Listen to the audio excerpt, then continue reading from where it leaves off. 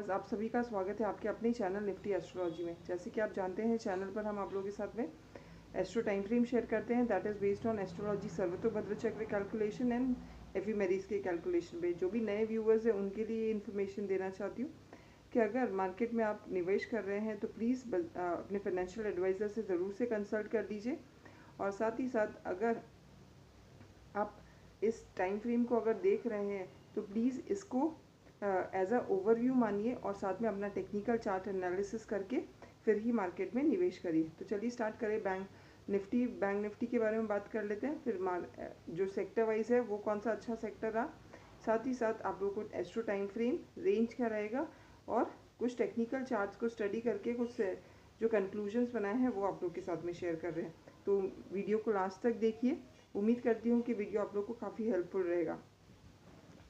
Nifty जो है 15,844 के ऊपर ओपन हुआ है, गैप अप के साथ में 49 पॉइंट्स के साथ साथ ओवरऑल अगर देखें तो 98 पॉइंट्स का रेंज रहा है और क्लोजिंग जो दी है वो भी 69 पॉइंट्स पॉजिटिव क्लोजिंग दी है। निफ्टी ओपन होने के बाद में नीचे गैप डाउन की तरफ जा रहा था, नीचे की फॉल की तरफ हो रहा था उसका मूवमेंट।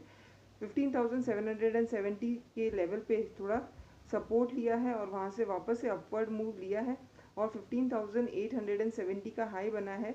और ओवरऑल जो क्लोजिंग देखें तो 15,860 की क्लोजिंग दी है, दैट इज़ 70 पॉइंट्स प्लस के साथ में 0.44%। रिलायंस जो है इसने मेजर रोल प्ले किया था निफ्टी के नीचे के मूवमेंट के लिए। 37 पॉइंट्स ऑलमोस्ट जो मूवमेंट हुआ है डाउनफॉल का वो निफ्टी के बिकॉज ऑफ रिलायंस। और अगर रिलायंस ये अपवर्ड मूव नहीं करता तो निफ्टी जो है 15,900 के लेवल को क्रॉस कर सकती थी या उसके पास में जाके क्लोजिंग हो सकती थी। तो ये एक सिनेरियो है। अब बैंक निफ्टी की बात करें। बैंक निफ्टी स्टार्टिंग से ही पॉजिटिव थी। 34,916 पे ओपन हुई, 89 पॉइंट्स के गैप अप के साथ में ओपन हुआ। ओवरऑल अगर देखें तो 560 पॉइंट्स का मूवमेंट था बैंक निफ्टी के अंदर। स्टार्टिंग से ही अपवर्ड मूव दे रहे थे। एक्सिस बैंक जो काफ़ी दिनों से कंसोलिडेट कर रहा था उसने भी एक अच्छा मूव दिया। ICICI बैंक, SBI बैंक काफ़ी अच्छे मूव दिए हैं बैंक निफ्टी के ऑन फ्राइडे। सो इसकी वजह से काफ़ी अच्छा हाइक और सपोर्ट मिला है बैंक निफ्टी को टू गो अपवर्ड मूवमेंट।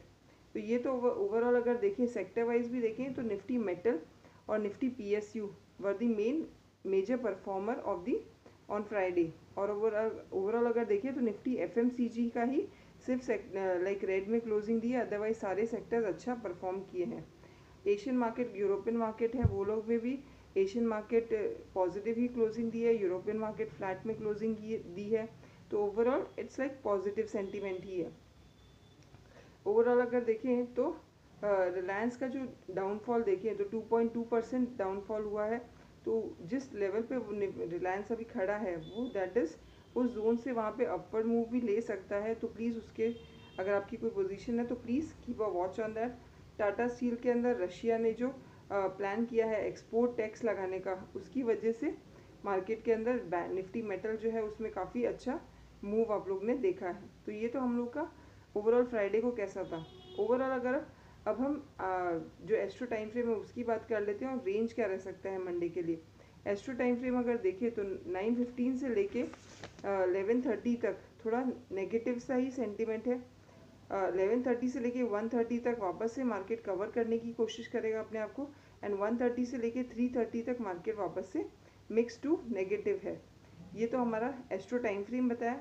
जो ओवरऑल अगर निफ्टी और बैंक निफ्टी की रेंज देखें तो निफ्टी की है 15,930 से लेके 15,730। बैंक निफ्टी की है 35,800 से लेके 34,600 तक का रेंज है for Nifty and bank Nifty. तो ये तो हमने आपको ओवरऑल मार्केट कैसा था एस्ट्रो टाइम फ्रेम में वो सब शेयर कर दिया। अब हम लोग आगे बढ़ते हैं कि टेक्निकल चार्ट स्टडी करके हमें कैसा लग रहा है कि हाँ भाई कैसी ओपनिंग होगी और किस तरह के ट्रेड्स आप लोग को लेना चाहिए। ये एक एडिशनल पार्ट किया है मैंने अपने वीडियो के अंदर, उम्मीद करती हूँ आप लोग को पसंद आएगा। सबसे पहले निफ्टी की बात कर लेते हैं। निफ्टी जो है क्लोजिंग दी है 15,847 के ऊपर। अगर यहाँ से निफ्टी फ्लैट ओपन होता है, गैप अप ओपन होता है या गैप डाउन ओपन होता है तो कैसे सिनेरियो बन सकते हैं, आप किस तरह के ट्रेड्स ले सकते हैं। निफ्टी अगर फ्लैट ओपन होता है तो 15,870 के लेवल को जब वो क्रॉस करता है तो उसके बाद में आप लोग पी कॉल जो है वो बाय कर सकते हैं। और वहाँ से जो टारगेट है हमारा 15,950 और जो हमारी एसएल रहेगा स्टॉप लॉस रहेगा वो है 15,845।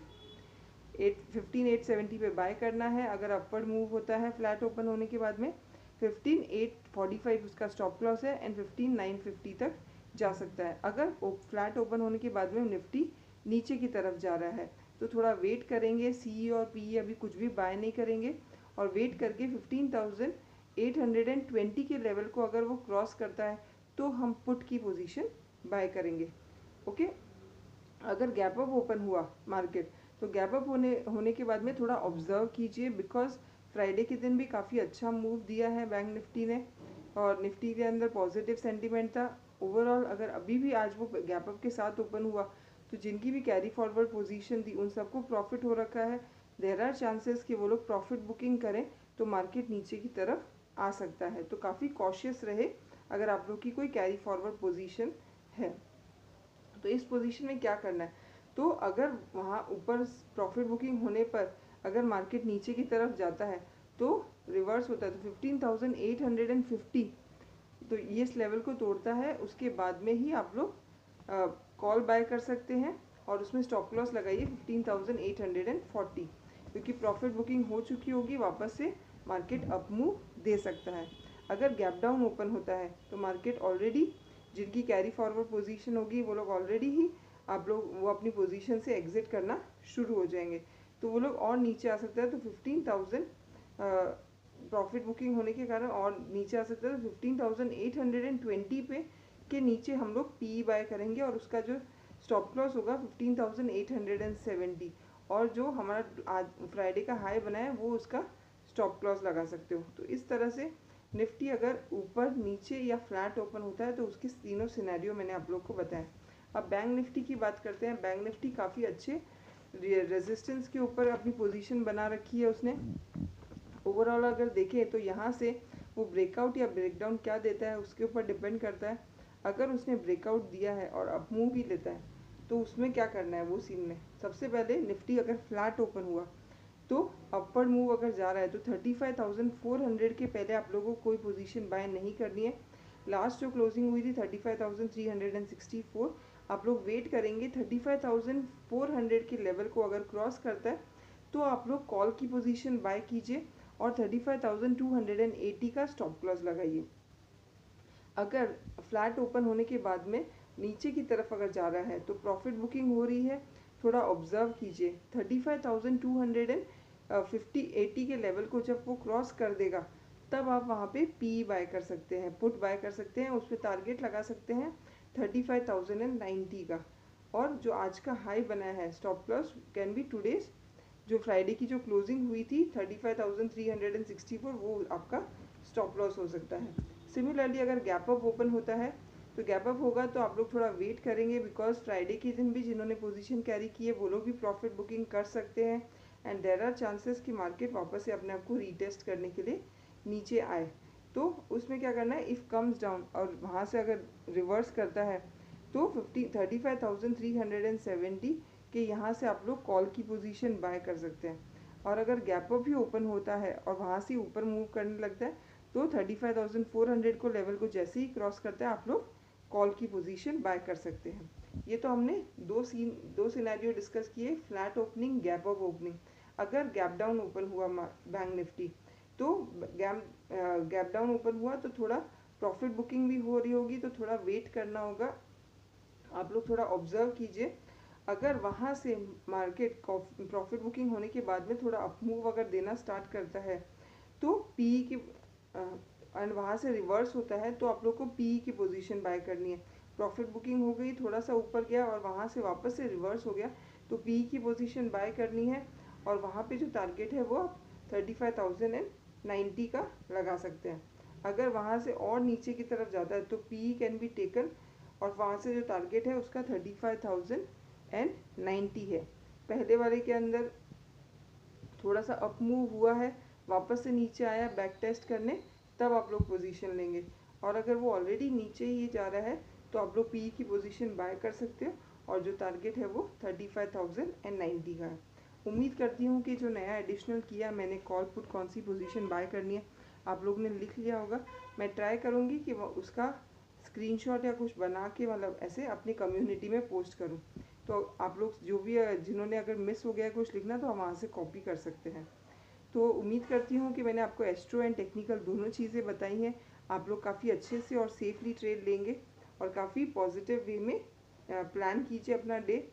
जहाँ तक हो सके go for intraday trades only, अभी इतना ज़्यादा कैरी पोजीशंस ना कीजिए। Thank you so much. अगर आप लोग हमारे प्रीमियम ग्रुप या फिर कुल्ली एनालिसिस या फिर न्यूज़लेटर रिलेटेड अगर कुछ जानना चाहते हैं तो आप लोग हमें व्हाट्सअप कीजिए, हम आपको रिवर्ट करेंगे। चैनल के जो कमेंट सेक्शन है उसको क्लोज़ कर रखा है। जस्ट अगर आपको अगर कुछ भी फीडबैक या कुछ देना है आप लोग हमारे व्हाट्सएप नंबर पे दीजिए डायरेक्टली। डिस्क्रिप्शन बॉक्स में मैं अपना व्हाट्सएप नंबर लिख रही हूँ, आप लोगों को जो भी प्रॉब्लम हो जो क्वेरी हो आप लोग उस पर पूछ सकते हैं। Thank you so much. उम्मीद करती हूँ आप लोग को वीडियो अच्छा लगा होगा। जो भी नए सब्सक्राइबर हैं चैनल अगर पसंद आया हो तो प्लीज़ सब्सक्राइब कर लीजिए, लाइक बटन को दबा दीजिए। Thank you so much and have a great trading day tomorrow. जय श्री कृष्णा।